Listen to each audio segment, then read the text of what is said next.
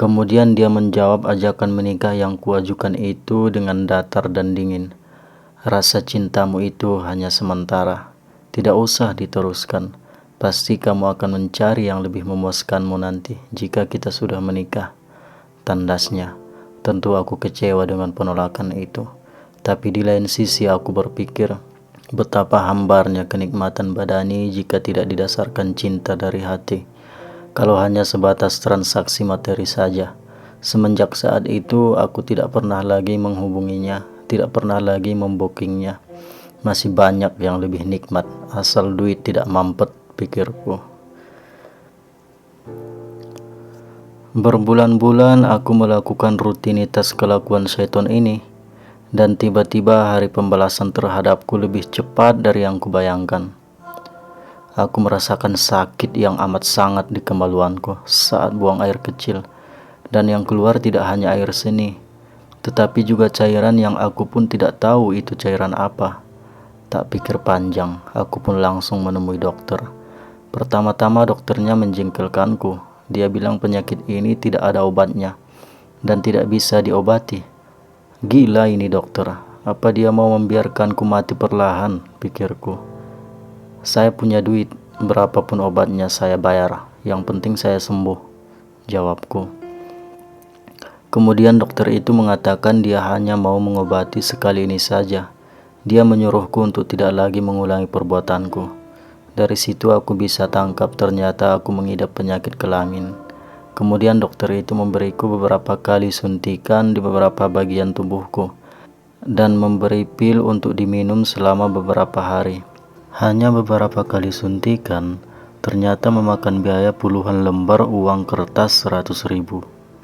Setelah itu aku mulai menyadari bahwa aku sudah terlalu jauh lari dari jalan Tuhan selama ini.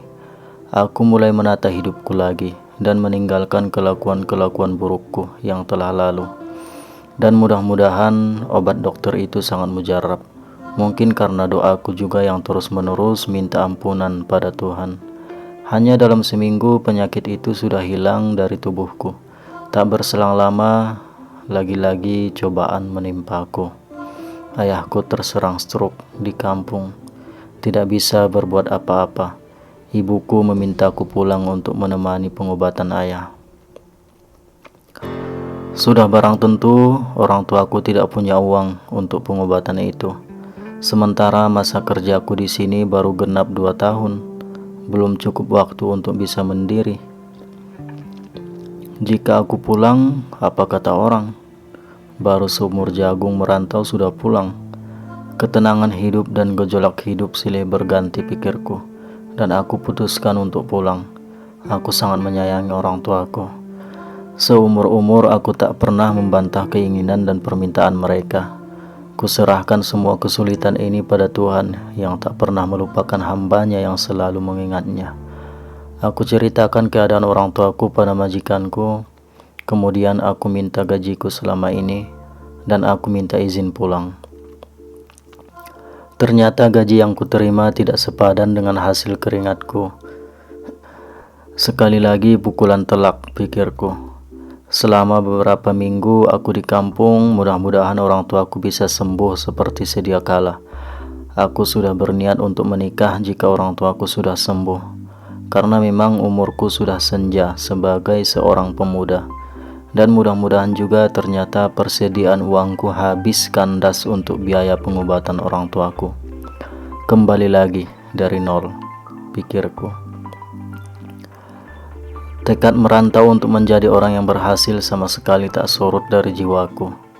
Aku meminjam ke sana kemari walaupun seadanya untuk berangkat lagi ke tanah Jawa, meniti kembali petualangan yang belum aku tanda tangani di akhir tulisan perjalanan hidupku.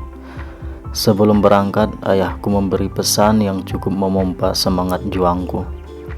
Nak, uangmu yang habis untuk biaya pengobatan ayah akan diganti oleh Tuhan dengan berlipat ganda.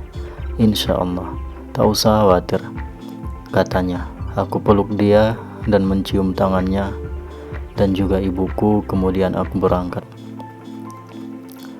Sampai di tanah Jawa, aku tidak lagi mencari majikan. Tapi aku cari warung kecil-kecilan di pinggiran kota untuk disewa. Dengan modal pinjaman yang seadanya di tanganku, aku isi dengan bahan-bahan sembako di warung yang sempit ini. Ternyata setengah penuh pun tidak. Tidak mengapa, 1 kali makan dalam sehari pun perutku sanggup, pikirku. 3 bulan berjalan, walaupun perlahan, hutang pinjaman modalku sudah hampir lunas. 5 bulan berjalan, warungku sudah mulai penuh. Masuk bulan ke-7, aku sudah yakin nanti genap 1 tahun sudah punya cukup modal untuk menikah, walau ala kadarnya.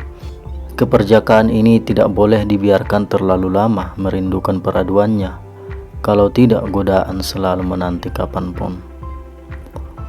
Genap 1 tahun, aku pulang ke kampung untuk mencari jodoh. Rasanya lebih baik jodoh dari daerah asal sendiri, agar tidak terlalu susah untuk saling memahami, karena kesamaan kebiasaan dan budayanya. Tak berselang lama, aku telah menemukan orang yang cocok untuk kupersunting. Umurnya kira-kira 6 tahun di bawahku. Baru setahun dia setelah lulus dari aliyah. Cukup jauh jarak umur kami, tapi tidak mengapa. Umur hanyalah angka. Kecocokan yang paling utama. Resepsinya sederhana dan mudah-mudahan berjalan dengan lancar.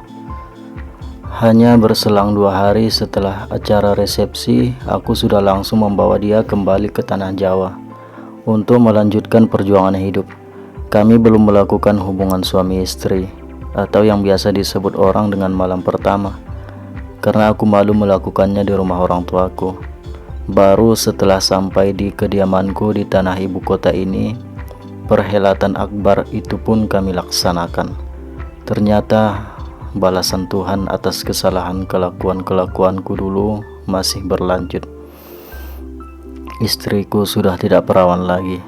Beberapa hari setelahnya aku coba memberanikan diri untuk membujuk dia agar berterus terang perihal kelakuannya dulu waktu sebelum menikah. Ternyata dia tidak mau berterus terang. Justru aku yang disalahkannya dan aku yang keliru, katanya. Seiring berjalannya waktu, aku berusaha untuk menerima dan mengikhlaskan apa yang sudah aku terima saat ini. Mungkin ini sudah jalan yang terbaik bagiku. Tapi kemudian kebiasaan-kebiasaan istriku ini benar-benar mengganggu pikiranku. Dia pernah beberapa tahun di pesantren, tetapi sholatnya sering terlewat. Bangun paginya selalu kesiangan, selalu malas mengerjakan pekerjaan rumah. Jarang memasak, taunya hanya membeli. Sangat jarang dia mau memasakkan makanan untukku. Sudah kucoba menasihatinya berkali-kali, malah dia membantah dan selalu membantah. Omset di warungku juga bukannya mengalami peningkatan, malah menurun. Karena kebiasaan istriku ini yang doyan jajan dan belanja yang tidak terlalu penting. Ya Allah, belum Kau curahkankah ampunanmu terhadap dosa-dosaku yang telah lalu? Aku tidak bisa mendidik dengan keras karena aku seorang yang pengibah. Lebih dari setahun berjalan pernikahan ini, aku tidak terlalu sering lagi menasihati istriku. Biarlah kesadarannya sendiri yang mengubahnya. Tapi kemudian hal yang tidak termaafkan bagiku terjadi. Orang tuaku datang dari kampung untuk mengunjungi kami. 1 bulan orang tuaku di tempatku, sekalipun istriku tidak pernah memasakkan satu jenis makanan pun bagi orang tuaku. Pekerjaan rumah semua dikerjakan oleh orang tuaku. Bahkan pakaian istriku pun malah orang tuaku yang menyucinya. Sepanjang hari kerjaan istriku hanya jajan dan tidur. Dia benar-benar tidak menghargai orang tuaku. 3 hari setelah orang tuaku pulang dan beberapa kali sholat istikharah telah aku laksanakan, tekadku sudah bulat. Dia bukan seorang ibu yang cocok untuk keturunanku. Dek, bersamaan dengan kepulangan orang tuaku, bersama itu juga kau kulepaskan ke kampung, ke rumah orang tuamu. Maafkan segala kesalahanku, titip salamku pada orang tuamu. Saat kau menginjakkan kaki pertama di rumah orang tuamu nanti, disitulah jatuh talakku padamu. Ini uang untuk ongkosmu dan sedikit tambahan biaya hidupmu setidaknya sampai habis masa iddahmu, kataku. Raut mukanya tidak berubah sama sekali. Baik bang, aku juga sebenarnya menderita di sini, miskin dan melarat. Lebih baik aku tinggal di rumah orang tuaku, jawabnya ketus.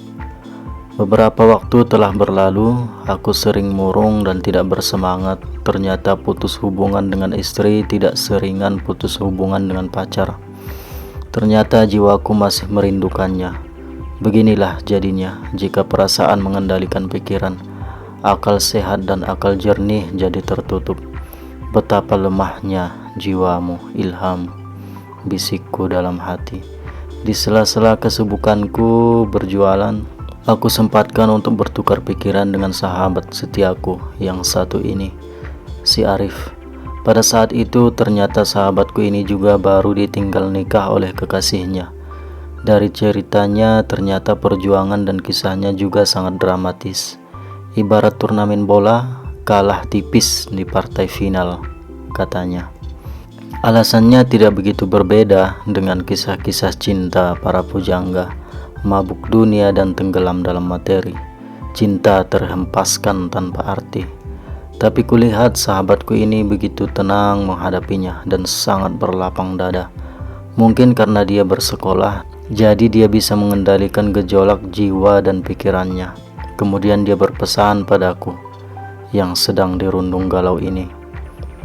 Perjuangan kita masih panjang, guru. Patah tumbuh hilang berganti. Orang yang tidak cocok buat kita dan Tuhan menjauhkannya dari hidup kita itu merupakan nikmat.